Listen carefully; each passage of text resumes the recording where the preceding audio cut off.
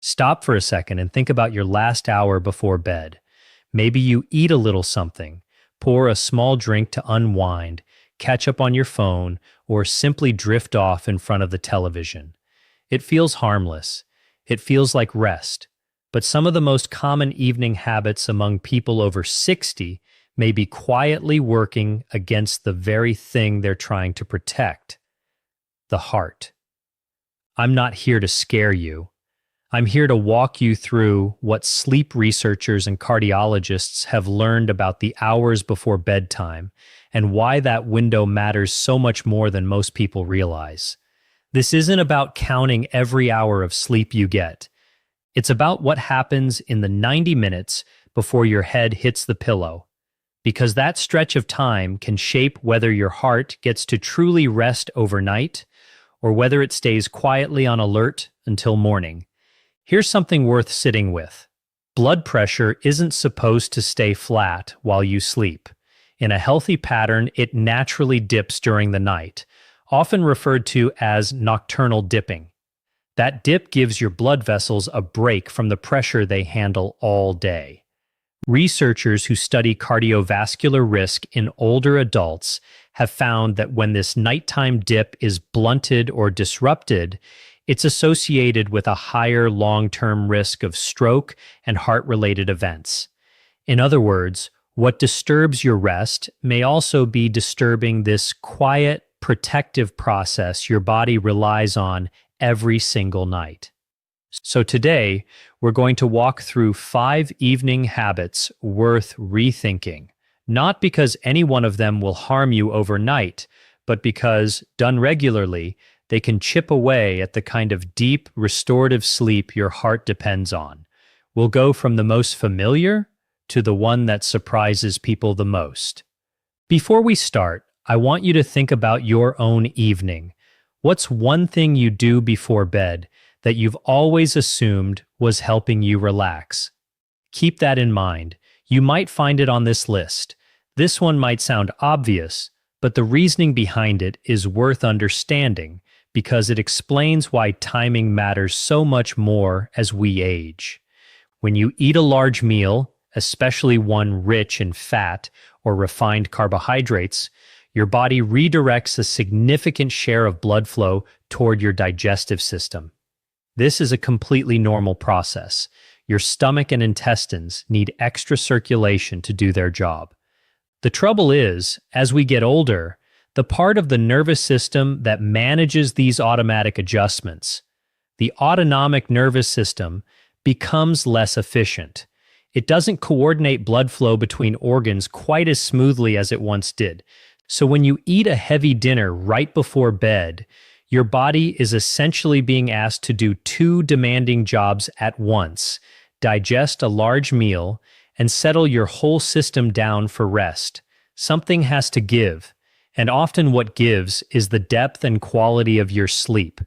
Digestion after a heavy meal can also trigger a release of insulin and mild inflammatory activity, both of which can interfere with your body's ability to fully relax into that restorative, parasympathetic rest and digest state, the state where your heart rate and blood pressure are supposed to ease downward for the night.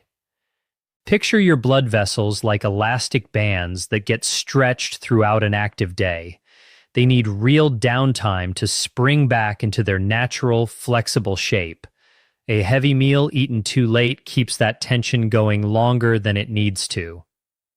What to do instead?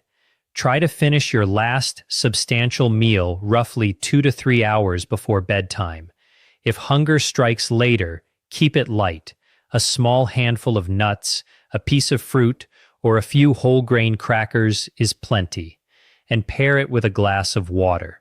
Staying hydrated supports digestion and helps keep your blood from thickening overnight, which is a small but meaningful favor to your circulatory system. For a long time, a lot of us were told that a glass of wine in the evening was practically good for the heart. That idea has been walked back significantly by more recent research. Even in modest amounts, alcohol close to bedtime tends to work against the kind of sleep your body actually needs. Here's the paradox. Alcohol can make you feel drowsy and help you fall asleep faster, but it disrupts the architecture of your sleep, particularly the deep restorative stages later in the night, including REM sleep. REM sleep isn't just about dreaming. It plays a role in emotional processing, memory, and helping your brain and body recover overnight.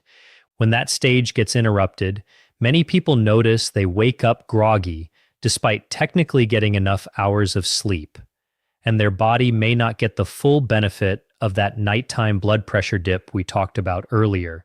There's also a metabolic piece to this. As alcohol is broken down by the liver, it produces byproducts that can contribute to oxidative stress, a kind of cellular wear and tear that over time has been linked to stiffer, less flexible blood vessels. And because our ability to metabolize alcohol tends to slow down with age, a drink in your 70s can affect you more strongly and linger longer in your system than the same drink would have decades earlier. What to do instead? If you enjoy a warm drink before bed as part of your wind-down routine, consider swapping it for something like chamomile tea or tart cherry juice. Both have some evidence behind them for supporting natural melatonin production and easing you towards sleep without the rebound effects of alcohol. A small spoonful of honey stirred into a warm herbal tea can add a gentle, comforting touch as well. The ritual can stay the same. It's the ingredient that needs updating. Let's be clear about something first. Exercise is genuinely one of the best things you can do for your heart at any age. This isn't a case against movement. It's a case for timing it well. When you do vigorous exercise, the kind that really gets your heart pumping, your body releases stress hormones like adrenaline. That's exactly what you want during the workout itself. It's what makes exercise effective. But those hormones don't switch off the moment you stop moving. It takes time for your heart rate, blood pressure, and nervous system to fully wind back down to a resting state. For a younger body, that recovery window is often short. As we age, though, the nervous system generally takes longer to shift from that alert go state back into the calm restorative state needed for deep sleep. If a vigorous workout happens too close to bedtime, you may find yourself lying in bed physically tired, but still wired, heart rate elevated, mind alert, and slipping into deep sleep becomes harder. The good news is that gentler movement in the evening tends to have the opposite effect. Slow stretching, restorative yoga, or an easy walk can actually help activate the calming branch of your nervous system rather than the alerting one.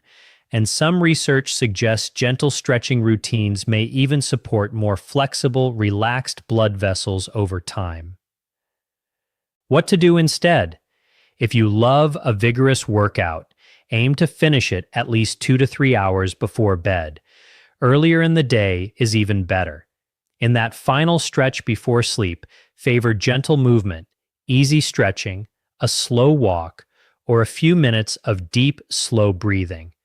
Breathing that emphasizes a long, slow exhale is particularly good at nudging your nervous system toward calm. This one deserves real attention because for a lot of people, it's become the default way to wind down, and it may be doing the opposite of what we intend. Two things are working against you here. The first is light. Screens emit blue enriched light that suppresses melatonin, the hormone your brain uses to signal that it's time to sleep. Research has consistently shown that screen exposure in the hour or so before bed is associated with more fragmented sleep and, over time, with higher rates of elevated blood pressure in older adults. The second factor is content, not just light. Scrolling through the news, checking email, or even just playing a game keeps your thinking brain, your prefrontal cortex, actively engaged. For your body to sink into deep sleep, That part of the brain needs to quiet down, shifting from fast, alert brainwave activity into the slower patterns associated with deep rest. A brightly lit screen full of things to react to is, quite literally, working against that shift. There's an added wrinkle for older adults. The gland responsible for producing melatonin naturally becomes somewhat less active with age. That means your body is already producing less of this sleep signaling hormone than it once did, which makes protecting what melatonin you do produce even more worthwhile. What to do instead? Give yourself a real transition period, ideally 60 to 90 minutes, where screens are set aside entirely. Put the phone in another room if that helps. Pick up a physical book instead. Light fiction tends to work better than anything that keeps your mind analyzing or problem solving. Calming music or a guided relaxation recording can also be a wonderful substitute, since sound doesn't compete with your eyes and visual cortex the way a screen does. If you absolutely must use a device in the evening, dim the brightness, switch on any built-in night light filter, and keep the session short. This is the one that surprises people most, because it isn't about stopping anything. It's about a conversation that often never happens. If you take medication for blood pressure, cholesterol, or as a preventive measure like low-dose aspirin, you were likely told what to take and roughly how often. But the specific time of day you take it, morning versus evening, with food or without, can matter more than many people realize, and it isn't always something your prescribing doctor spells out clearly. Here's why timing can matter. Your body runs on an internal daily rhythm, and your cardiovascular system is no exception. Blood pressure and heart activity tend to rise naturally in the early morning hours as your body wakes up, which is also part of why heart-related events cluster more heavily in the morning than at other times of day. Depending on the specific medication, taking it at a particular time may line up more effectively with your body's natural rhythm, supporting that healthy nighttime blood pressure dip we discussed earlier. But, and this really is important, the right timing isn't the same for everyone or every drug. Some medications, like certain diuretics, are best taken earlier in the day precisely because taking them at night can send you to the bathroom repeatedly and disrupt your sleep. Others may be more effective when taken in the evening. And something like low-dose aspirin, taken on a completely empty stomach, can be harder on the stomach lining for some people, which is why pairing it with a small amount of food is often recommended. This is genuinely not a do-it-yourself decision. What I want to leave you with is a question to bring to your own doctor or pharmacist in plain language. Is there a better time of day for me to be taking this medication, given what else I take and my own health history? That single conversation costs you nothing and could meaningfully improve how well your treatment is working for you. Never adjust the timing of any prescription on your own, but do ask. Most doctors welcome an engaged, curious patient, and this is exactly the kind of detail that sometimes gets missed in a short appointment. Notice the thread running through all 5 of these habits. Each one, in its own way, nudges your body's natural rhythm out of sync. A late heavy meal shifts your digestive timing into hours meant for rest. Alcohol disrupts the architecture of your sleep. Vigorous exercise too late keeps your stress response system engaged. Screens interfere with the hormonal signal that tells your brain it's nighttime. And medication taken at the wrong time may not be working in harmony with your body's own daily cycle. None of this is about fear, and none of it requires dramatic change. Independence, for most of us, isn't about running marathons. It's about having the energy to walk to the store, keep up with grandchildren, and wake up without a heavy feeling in your chest. Your heart doesn't need perfection. It needs a little consistency and a bit of cooperation with its own natural rhythms. The hours before bed are quietly some of the most important hours of your entire day. That's when your body does much of its repair work, regulating fluid balance, easing inflammation, and giving your cardiovascular system the chance to rest the way it's designed to. Protecting that window doesn't require anything complicated. Eat your last big meal a little earlier. Save alcohol for earlier in the evening or skip it. Save the vigorous workouts for daytime. Give yourself real distance from screens before bed, and have an honest conversation with your doctor about medication timing. Small, steady changes like these tend to add up in ways that are easy to underestimate. It's never too late to adjust an evening routine. Plenty of people find that even a few weeks of small changes leave them feeling noticeably more rested and steady. So tonight, pick just one thing from this list. Not all 5, just one. See how it feels. Your heart has spent a lifetime working on your behalf. Giving it a calmer, more predictable evening is one of the simplest ways to return the favor. Take care of yourself and take care of your heart. That's a fair point, and it's worth acknowledging honestly. Not everyone who eats late, has an evening drink, or scrolls their phone in bed will develop heart problems because of it. Bodies vary, genetics vary, and overall health depends on far more than any single evening habit. Think of these 5 patterns less as guaranteed causes of harm and more as everyday factors that tend to stack the odds one way or the other over time. The goal isn't to alarm you about the past, it's to give you a few small, low-cost adjustments going forward. No, and honestly, trying to overhaul 5 habits simultaneously usually backfires. Pick the one that feels easiest to shift first. Maybe that's simply moving your last snack up by an hour, or leaving your phone charging in the kitchen instead of on your nightstand. Small, sustained changes tend to stick far better than a complete evening makeover attempted overnight. What if I genuinely can't fall asleep without my usual routine? That's worth mentioning to your doctor rather than pushing through on your own, especially if sleeplessness is severe or persistent. There can be underlying reasons for that. Anxiety, restless legs, sleep apnea, or other treatable conditions. And a conversation with a professional is far more useful than any single tip in this list. Is it really about all 5 habits, or is one more important than the others? Every person is different, but if you only have the energy to change one thing, the medication timing conversation with your doctor tends to offer the most personalized value, simply because it's tailored specifically to your prescriptions and your health profile, not a general guideline that applies to everyone equally.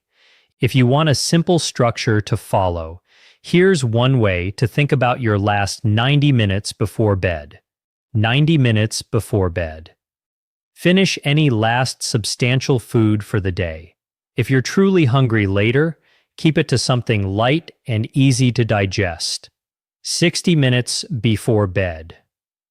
Set screens aside for the night. Move your phone out of the bedroom if you can, or at least across the room, away from arm's reach. 45 minutes before bed.